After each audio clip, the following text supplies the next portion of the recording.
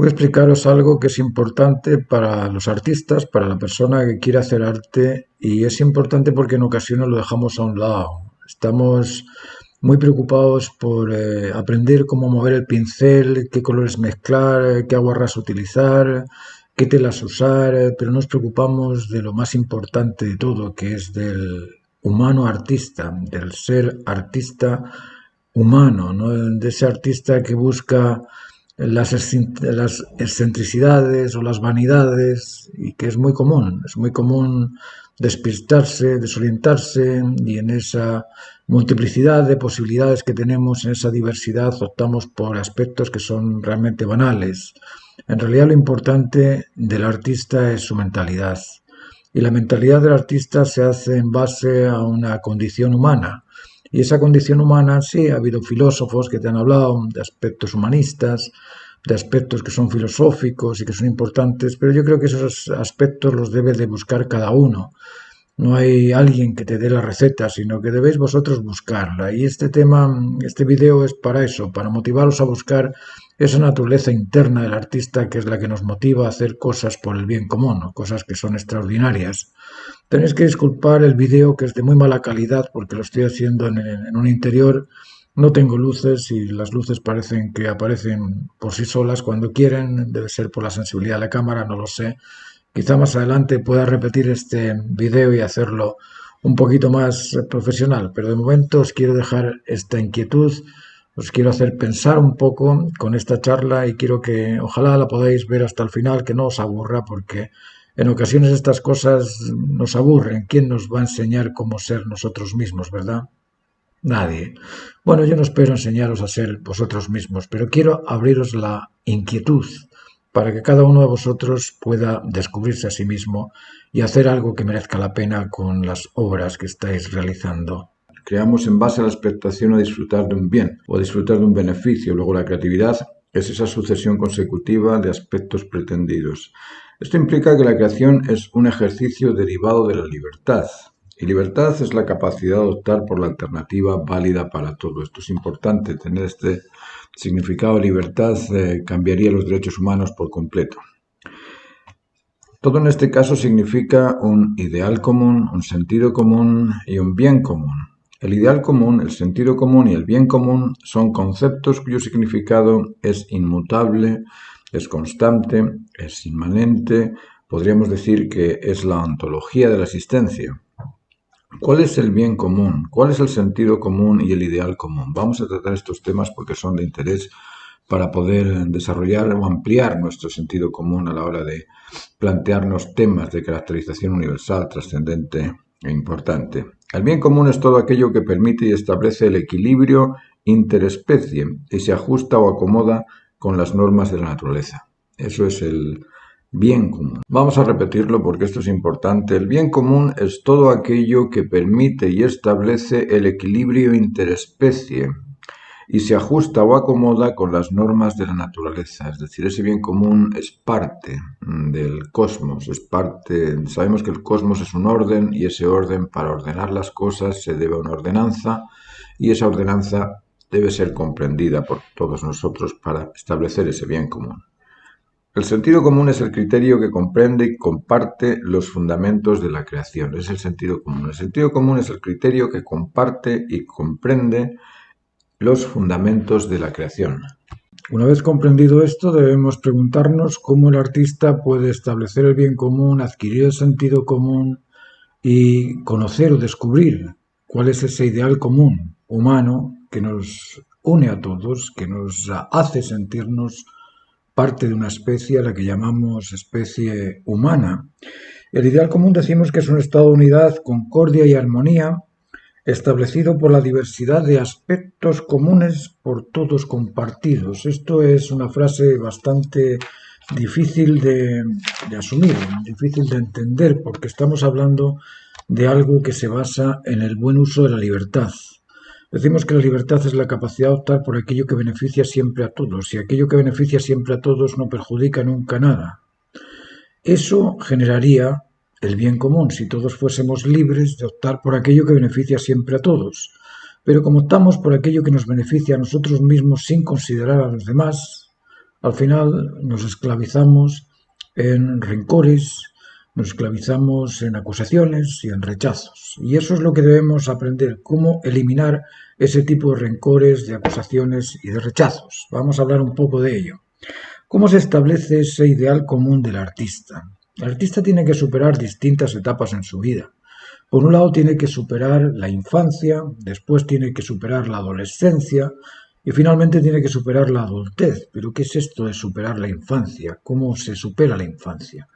La infancia es un periodo absorbente, tremendamente increíble, porque entre 1 y 7 años formamos a ese artista. Entre 1 y 7 años formamos al ser inteligente, al ser sincero, al ser honesto, al ser honrado, al ser disciplinado, al ser responsable y a ese ser sensible que capta las máximas necesidades. Pero para eso el niño debe estar en un entorno donde los padres maduros, me refiero a padres maduros, y lo pongo entre comillas porque son muy pocos los padres que podemos calificar como padres maduros.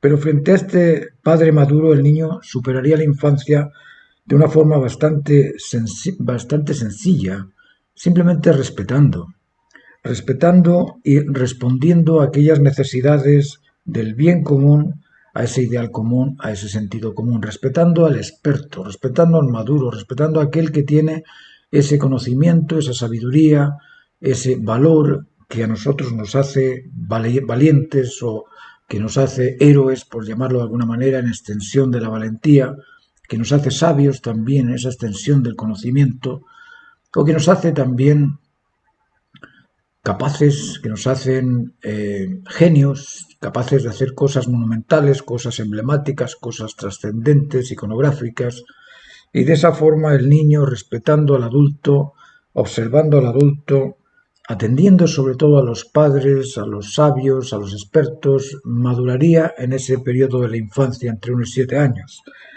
Y ahí se encontraría con otro periodo que también tiene que superar y es el periodo adolescente. Y la adolescencia es un momento bastante crítico porque el infante en la adolescencia se hace a sí mismo, se siente a sí mismo, se considera a sí mismo y ese sí mismo hay que modelarlo porque es muy fácil caer en aquel tipo de narcisismo que se olvida de los demás. Y en ese aspecto el adolescente tiene que controlar la ansiedad, tiene que controlar la angustia. Estos dos sentimientos de ansiedad y de angustia o estas dos sensaciones que surgen y aparecen en la adolescencia por carecer de algo o por excederse en algo, es normal que surjan, pero el adolescente tiene el deber de controlarlas. Y el experto debería en ese periodo de tiempo preparar al infante antes de llegar a la adolescencia en ese control del instinto, control de... En este caso, la ansiedad y la angustia surgen del instinto de protección. Y es el instinto de protección el que te dice que tienes que protegerte, que tienes que guardarte, y por eso te surge la ansiedad para huir de aquellos momentos difíciles o para angustiarte de aquellas situaciones en donde no sabes cómo salir. El adolescente tiene que controlar la ansiedad y la angustia hasta dominarla por completo y hasta dominar el derivado de esa ansiedad y de angustia. ¿Cuál es el derivado de esa suma de sensaciones? Cuando yo me siento ansiado, ¿qué hago? Tengo ganas de salir huyendo, tengo ganas de escapar y esas ganas, si yo las asimilo, las guardo en la memoria y las transformo en sentimientos, se produce el temor. El miedo es algo que el ser humano debe superar porque en el resto de los seres de la creación no existe.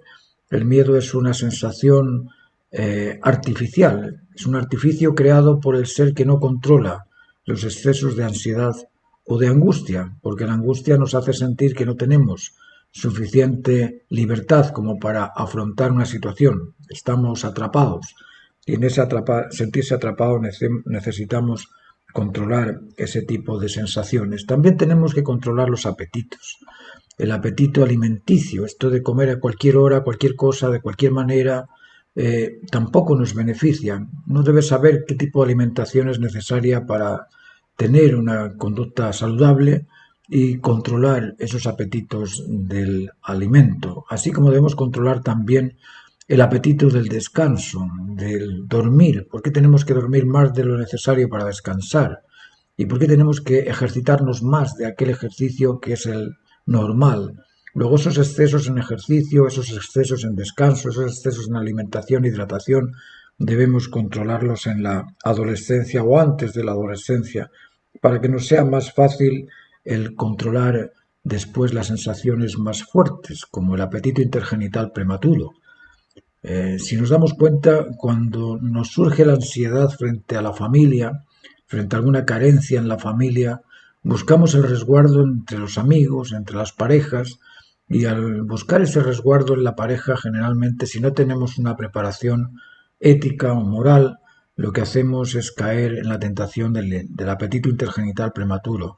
Y ese apetito nos esclaviza durante el resto de nuestras vidas. Por lo tanto, tenemos que tener mucho control de esos aspectos. Además, el adolescente que intenta ser maduro tiene que tener cuidado con el celo. El celo es un servidor custodio de la unidad y no hay malo en cuidar las cosas. No hay nada malo en eso. Podemos cuidar las cosas, ser celoso de ellas y no pasa nada. Pero cuando excedemos el celo, cuando transformamos el celo en recelo, el recelo ya es un resentimiento, es un sentimiento que está guardado ahí. Y cuando lo guardamos y lo multiplicamos, generalmente lo que hacemos es multiplicarlo, porque cuando sentimos recelo, sentimos resentimiento. Y ese resentimiento empezamos a acusarlo a otros o acusárnoslo a nosotros mismos. Empezamos también a reclamarlo al otro y a reclamárnoslo a nosotros mismos. Y empezamos también a rechazar al otro y a rechazarnos a nosotros mismos también. Luego el control y dominio del celo es muy importante para poder transformarte en adulto. El adulto supuestamente es el ser que controla los instintos, que controla las virtudes y que controla el celo. Hemos dicho ya que el celo es emocional, intelectual y conductual, que las virtudes son la paciencia, la prudencia y la templanza, y que el instinto es de protección, de conservación y de reproducción. Pero un artista capaz de dominarse controlando las virtudes, el celo y los instintos es capaz de dar el máximo de sí en las expectativas particulares que tenga a la hora de pintar o a la hora de hacer una obra de arte. Luego el artista pretende crear, se interesa por conocer y propone proyectos. Pretende vínculos que le hagan sentirse satisfecho para poder, mediante ese placer, llegar a lograr el sentimiento de plenitud. Plenitud y placer son dos sensaciones que acomodan. Uno se complace con el placer, se complace con la satisfacción, pero la plenitud te llena, la plenitud no necesita más. Luego, el artista debe buscar esa satisfacción y plenitud en aquello que propone. Debe interesarse también de una forma analítica por aquello que es convincente. Hay cosas que son racionales, es decir, yo razono en base a mi criterio y eso es racional. Pero lo racional no es sentido común. El sentido común proviene de aquello razonable, de aquello que todo el mundo se convence de ello y siempre se convence de ello. Es decir, de aquellas razones constantes, inmanentes y que son también inmutables o invariables. Luego el artista debe interesarse por aquello que es inmutable, trascendente, que es incambiable, y debe motivarse también por la expectación a disfrutar de los grandes beneficios, no solamente los beneficios particulares, sino esos beneficios sociales que son los que desarrollan nuestra autoestima. La autoestima no la desarrolla el individuo de una forma arrogante. Eso no es desarrollo de la autoestima. La autoestima se desarrolla mediante ejercicios de bondad, mediante ejercicios de sinceridad, mediante ejercicios que satisfacen a los demás, y eso es lo que va haciéndonos meritorios del atractivo, meritorios del interés y meritorios también del acomodo con el otro. El bien común, el sentido común y el ideal común son ofrecidos y derivados del genio experto, del sabio erudito y del héroe ejemplar. Estos tres aspectos son importantes porque es de ahí de donde nosotros podemos encontrar los valores necesarios para transformarnos en genios expertos mediante la voluntad del hacer las cosas por el bien común, de transformarnos en sabios eruditos mediante el desarrollo de la inteligencia y del intelecto, y del héroe ejemplar mediante el desarrollo de los vínculos, vínculos sociales, vínculos familiares, vínculos también filioparentales, fraterno-conyugales. Esos vínculos nos hacen sentirnos con valor. Y cuando te sientes con valor eres capaz del heroísmo. Sin valor es muy difícil sentirte heroico. De no existir el modelo de expertise, el autor o el aprendiz que está entendiendo esto, si no lo encuentra, debe creárselo en sí mismo. Él debe transformarse en ese experto maduro, héroe en el valor, sabio en el conocimiento erudito de la razón y genio en la experiencia del proyecto que beneficie siempre a todos. En su periodo absorbente, el niño adopta todo lo que el experto, el erudito y el ejemplar le ofrece. En esa primera etapa de la niñez, de la infancia, en esos 7 años, primeros años, el niño absorbe, el niño no rechaza. Le puedes decir ven y viene, ve y va, haz y lo hace, obedece de una forma normal, porque la naturaleza es así. La naturaleza nos ha hecho ser confiados, ser sinceros, ser también buenos y ser también sensibles. Eso es normal. Y en su periodo de infancia el niño es normal. Ahora, sabemos también que en ese periodo la ineficiencia frustra. Frustra y, como os digo, el daño siempre duele. Todo daño duele. Y ese dolor a veces supera el daño y en ocasiones nos frustra tanto que somos incapaces de iniciar un trabajo porque desde pequeños se nos rompió ese camino. Nos rompieron el camino a la libertad creativa. Y cuando nos rompen el camino a la libertad creativa diciéndonos que lo que hemos hecho es feo o es malo, se pierde la orientación del niño en ese sentido.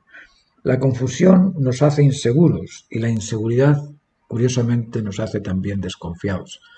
Y esa desconfianza produce temor, y ese temor no lo deberíamos sentir. Y lo sentimos porque en ocasiones o bien desconfiamos del otro, porque el otro no confía en nosotros, o porque no es sincero, o porque nos ha dicho algo que realmente no es confiable o no es convincente. La desvinculación rechaza, y el rechazo, como os dije antes, resiente.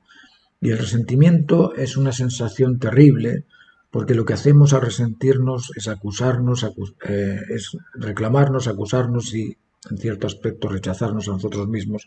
Y hacemos lo mismo con los demás. También los acusamos, los rechazamos y los reclamamos. Eso debe de eliminarse en el desarrollo creativo del artista. El resentimiento, la desconfianza y el dolor son aspectos desmotivantes, dudosos e indeseables que entorpecen e impiden la creatividad de objetos para el bien común. Eso ocurre. Un aspecto que es importante desarrollar es el atender, entender y estar atento a la experiencia, erudición y sensibilidad del experto. Eso desarrolla la creatividad, el conocimiento y la sensibilidad del aprendiz. Luego atiendan, entiendan y estén atentos a aquello que les ofrece el experto, aquello que les ofrece el erudito, aquello que les ofrece el sensible. El control de la prudencia, de la firmeza y la templanza permite la superación de frustraciones.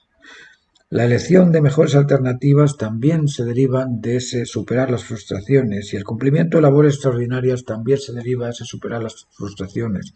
La frustración es un momento. El error es momentáneo, el accidente es momentáneo, todas estas cosas pasan. Hay que comprender que eso pasa y lo que queda es la estabilidad, es la concordia, es la conectividad. Eso es normal. El resto no es normal. El control de la ansiedad relaja y tranquiliza.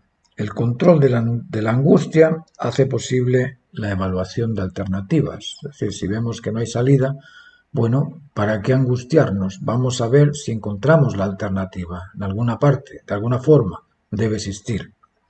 El control alimenticio impide los trastornos alimenticios.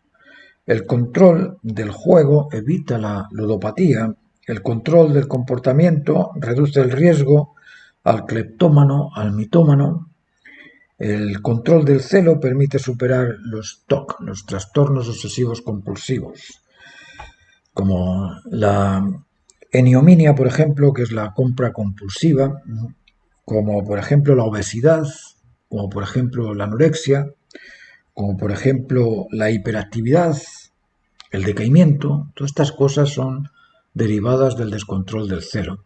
El celo debemos controlarlo. El control del apetito intergenital prematuro impide el dolor derivado del daño en la estabilidad emocional afectiva. Esto es importantísimo de comprender. El control del apetito intergenital prematuro es fundamental para evitar trastornos familiares, para evitar trastornos a la otra persona. Uno piensa que sí, que la otra persona, bueno, si es consentido, ¿qué importa? Si es consentido en ese momento y en ese lugar. Pero ¿y qué pasa después? ¿Qué pasa si se entera su padre, su madre, su suegro, su primo, cualquiera de los familiares y dice, ¿pero qué es esto? ¿Eh? ¿Qué pasa? Entras en problemas con ellos. Luego ese tipo de control hay que demostrarlo, hay que tenerlo, y también porque nos permite después la libre elección de aquella persona que realmente necesitas como pareja, que necesitas como complemento. Por eso es importante el control del apetito intergenital prematuro. Todo esto que os cuento es independientemente del aspecto particular de cada uno. Cada uno puede pensar lo que quiera, puede hacer lo que quiera. Somos libres. Somos libres de crearnos y de destruirnos, de las dos cosas. Ahora hay gente que se propone construirse y se desarrolla y después de un tiempo dice que se ha realizado, y hay gente que pasa toda su vida frustrada porque no ha sabido realizarse. Luego la decisión frente a esas alternativas, la decisión es propia de cada uno. Yo aquí no estoy diciendo qué es lo que vais a hacer o qué es lo que no vais a hacer. Haced lo que vosotros queráis, cada uno es libre. Ahora, lo que sí que os digo es que por favor seáis prudentes, porque a veces esa toma de decisión particular que a mí me parece bien, y yo lo he vivido con mucha gente alrededor, de tomar esa alternativa, pero si ella consiente y él consiente, y los dos consienten, ¿qué hay de malo? Bueno, espérate un tiempo y verás todo lo malo que sucede detrás de todo eso. Así es que para evitar ese sufrimiento, ese dolor, ese trastorno, esa frustración, yo os pido que lo penséis, nada más que lo penséis, porque es un tema súper importante. El descontrol de los apetitos, bueno, engordas y después desgordas. Por ahí vi un video de un personaje que estaba obeso y haciendo ejercicio se transformó en una persona deportiva y súper sana. Eso se puede corregir. Pero los vínculos no se corrigen tan fácil. Los vínculos son peligrosos. En sí son peligrosos. Cuando unen, están muy bien. Cuando resienten, están muy mal. El artista que controla el celo emocional afectivo evita la sobreprotección, evita la indiferencia, evita el reclamo, la acusación, el rechazo. El artista que controla el celo intelectual cognoscitivo, evita la arrogancia, la ignorancia, evita la soberbia, la avaricia, la ira, la invasión impositiva, la prepotencia. El artista que controla el celo conductual o el celo motivacional evita la hiperactividad agresiva, esa actitud impositiva, esa actitud invasiva también, y controla la inoperancia y la ineficiencia, y sobre todo evita la negligencia o la desidia o ese tipo de pasividad y falta de cooperación. El artista leal al bien común, al sentido común y fiel al ideal común humano, madura su naturaleza humana y con ello desarrolla la eficiencia en los procedimientos que desarrollan su talento. Y por eso que es importante controlar el comportamiento y operar por el bien común. El dominio sobre lo primordial prevalece siempre. Cuando tenemos ese dominio sobre lo particular, estamos compartiendo un bien común, estamos también compartiendo un sentido común y estamos construyendo el ideal común. Lo pleno por sobre el placer. Esto es importante, tener siempre lo pleno por sobre el placer. Lo razonable por sobre lo racional. Es decir, aquello que es convincente por sobre aquello que está de acuerdo con mi propio criterio. Mi propio criterio puede estar equivocado, pero aquello que es razonable, aquello que es convincente, pues si es convincente debe estar por sobre mi propio criterio.